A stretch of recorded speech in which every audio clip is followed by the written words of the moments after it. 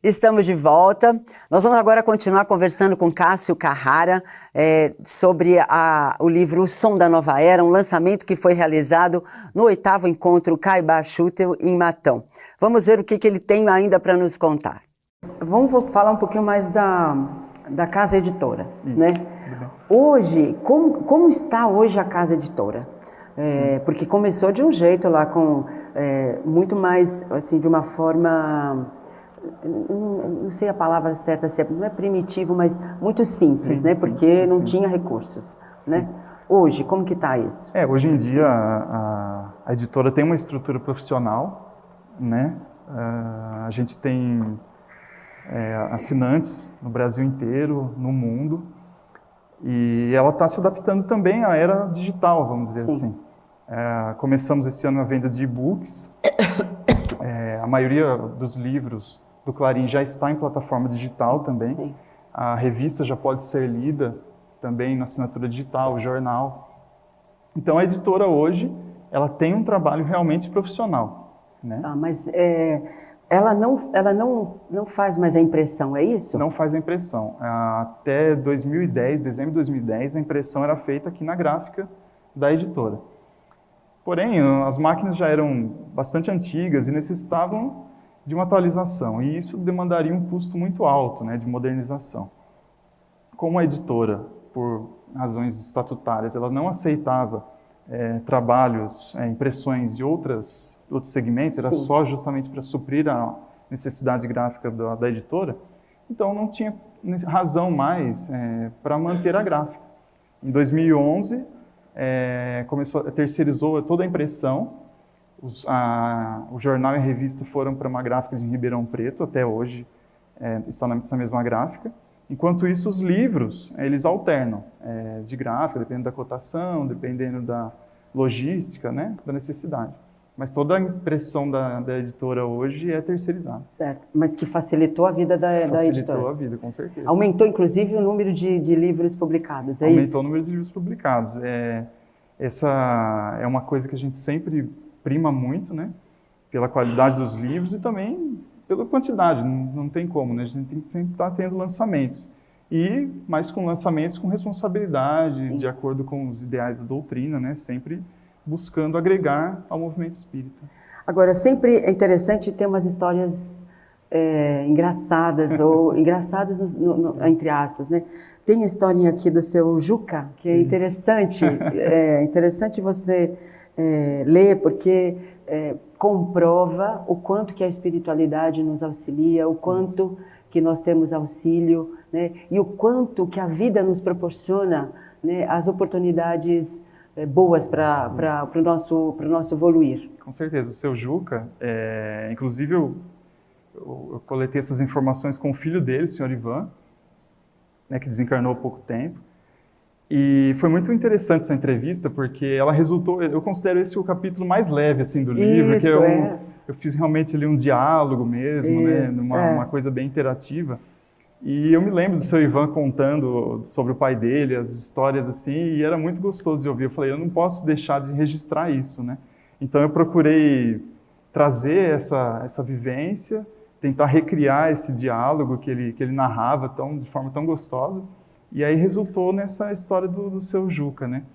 E é interessante dele porque ele não queria aceitar. Ele não era espírita, ele trabalhava na editora como tipógrafo, mas ele não era espírita, ele não queria saber. Mas aí aconteceram algumas coisas ali que levaram ele a aceitar. Eu acho que tem muito espírita que mesmo sabendo que você pode se comunicar com os espíritos, se algum espírito aparecer, ele vai correr, né? Ah, vai. Não é? Sim. Acho que muitos de nós aqui têm esse medo ainda, né? Às vezes eu estou na minha casa e falo assim, não me apareça agora porque eu estou sozinha. e a gente sabe, mas... então essa história dá essa leveza, mas ao mesmo tempo dá a conscientização de que isso não causa nenhum prejuízo, nenhum trauma, não vai atrapalhar um pouco a nossa vida. Com certeza, eu acho que essa é a principal mensagem, né, que o Espiritismo traz para a gente, que é essa naturalidade com relação à morte, com a pós-morte, que a vida é uma só, né? E a gente tem que procurar, de alguma forma, entender como é esse mecanismo, como ele funciona, como é o encadeamento da lei de causa e efeito. E assim a gente consegue entender melhor as situações, né? E aceitar. Que nós só estamos sem aqui, medo, né? a gente só está num corpo, né? Exatamente. Mas somos todos espíritos, não é mesmo? O corpo é um instrumento. Isso. Agora, olha uma coisa também interessante aqui, desse capítulo que você colocou aqui, de fortes mulheres. Sim. Eu acho que não é ficar fazendo sua apologia à mulher, isso, mas é dar o valor justo a cada pessoa, né? Sim, a cada criatura que trabalha em prol da coletividade, em prol do bem comum. E você faz isso assim também muito interessante, né? Usa até aquele ditado popular que eu achei muito bom isso, né? Atrás de um grande homem há sempre uma grande mulher, né?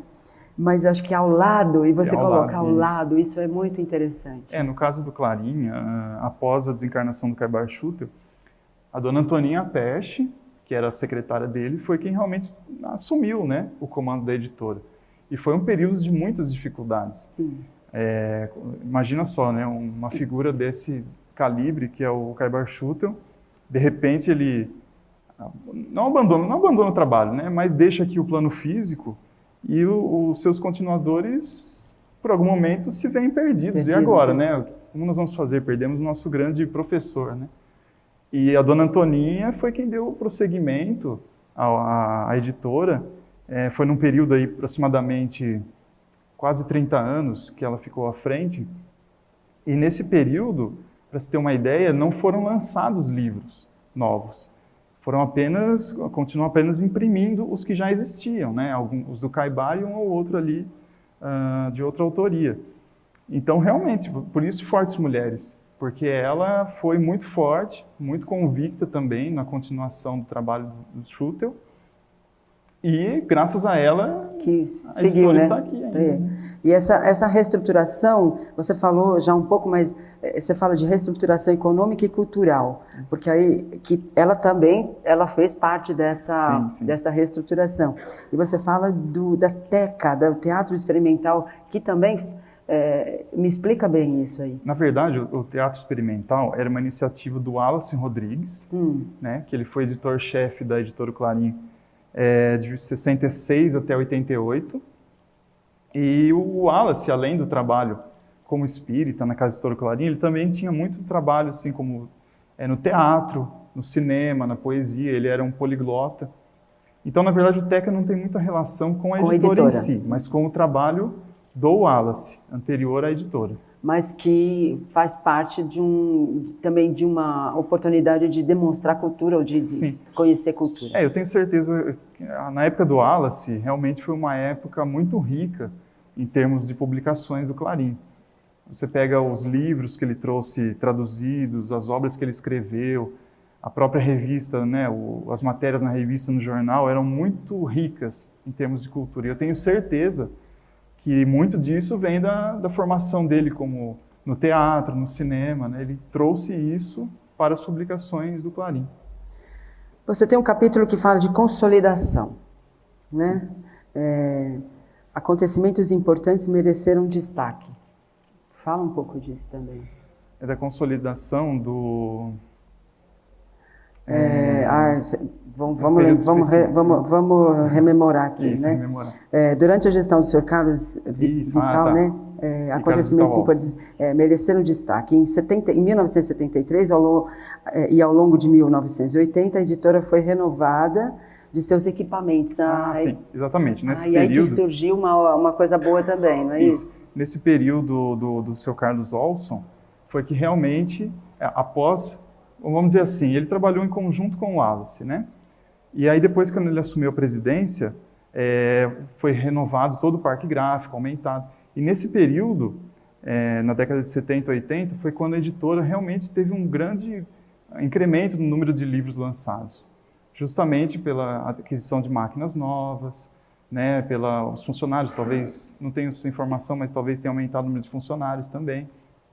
Então, realmente foi nesse período que a editora, vamos dizer assim, começou a se profissionalizar e a partir para o caminho de até hoje, né? O que o Memorial Caibar Schutel tem a ver com a editora, ou a editora tem a ver com o Memorial? Sim. O Memorial Caibar Schutel, ele era um sonho muito antigo já, dos diretores do Clarim.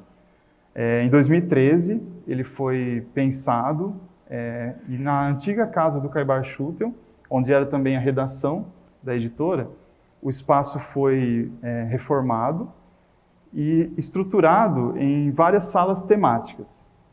Então você tem ali a sala do trabalho como cidadão do Caibar Schutel, você tem uma linha do tempo, onde conta toda a vida dele, a chegada a Matão. Você tem o trabalho como espírita, onde tem a apresentação dos livros, a apresentação da Revista Internacional de Espiritismo, do jornal Clarim. E, por fim, o trabalho de caridade, também como farmacêutico. E o Memorial, ele reúne vários documentos, tanto pessoais, fotos do Caibar Schutel, como documentos históricos também da cidade de Matão.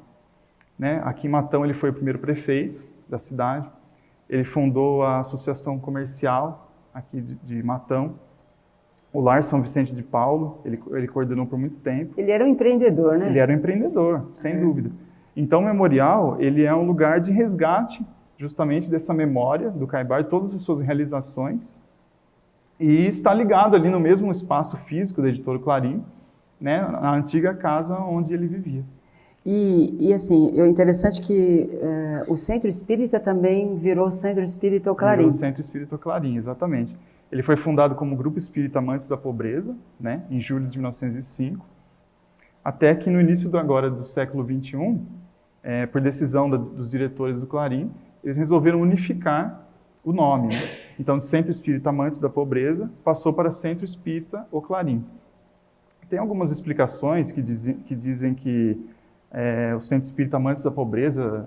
Fazia apologia à pobreza? Apologia à pobreza, demandava algumas dificuldades jurídicas, enfim. Essa foi uma das motivações para que a mudança do nome ocorresse. Mas eu acredito que a principal delas foi realmente fazer uma unificação de identidade, em torno do Clarim mesmo, criando essa imagem ampla. Agora, eu acho que isso também é muito importante, porque você destaca bem o centenário da editora, porque deve ser muito difícil manter-se por tanto tempo. Com certeza. E principalmente hoje que a gente passa por dificuldades, talvez até mais terríveis do que naquela época, porque hoje a gente vê que são os motivos são os motivos meio complicados para a gente até comentar.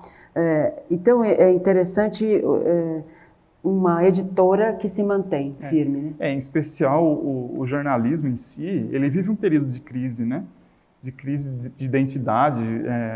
A gente vê muitos debates na grande imprensa falando sobre os novos desafios de como se comunicar com o público, tendo em vista as redes sociais, a facilidade que qualquer pessoa tem de se tornar um comunicador.